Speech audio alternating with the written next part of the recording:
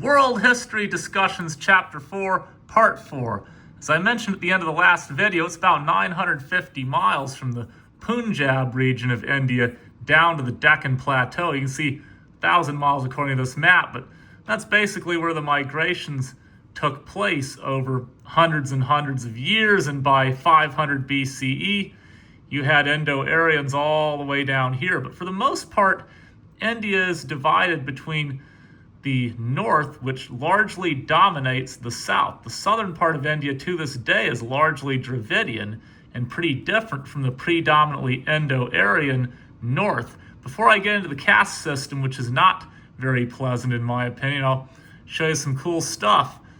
The capital of yoga is a place called Rishikesh, and you can see it's only about 136 miles northeast of New Delhi, right where the Ganges River exits the Himalaya mountains.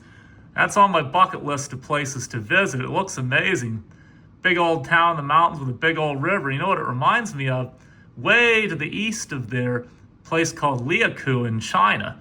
That's Liakou, China on the Nujiang or the Salween River.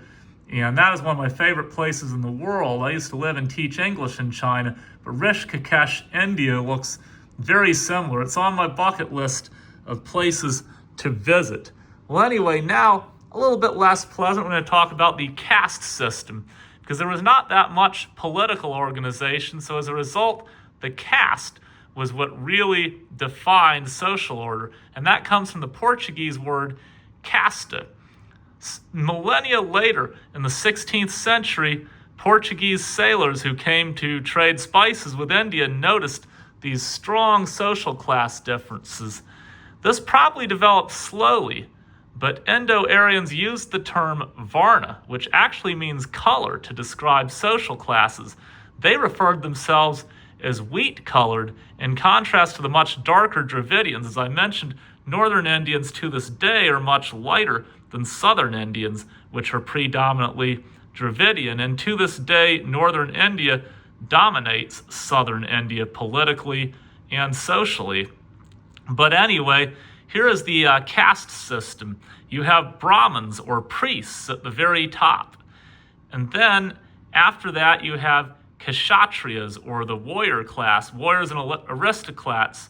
And then the middle class, the third highest, is the Vaishyas. I'd be in that as a mechanical electrical assembler. That'd be farmers, artisans, merchants. But then at the bottom you had Shudras, which were basically landless peasants and serfs. This all came into existence probably about 1000 BCE based on the four Varnas of the Vedas.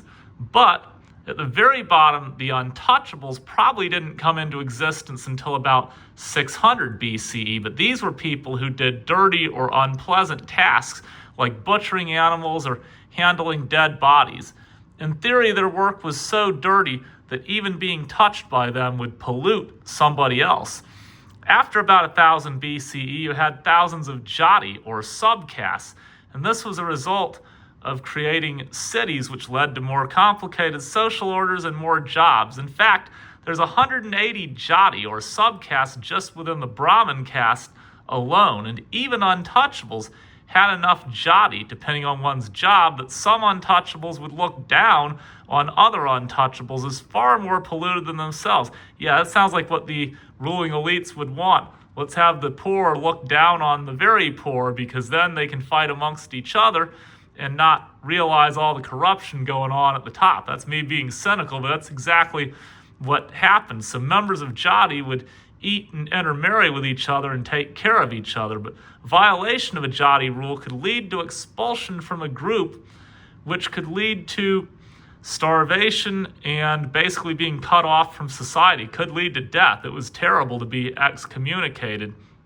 But the caste system was not as rigid as it might seem, and people could move up and down. But most commonly, it was the large groups of jati that would collectively seek a higher position within that jati, usually by moving to a town or getting a different job. Kind of reminds me of workers and unions striking for higher wages. But basically, to this day, even though India's government is secular, more people identify with their caste than with their government.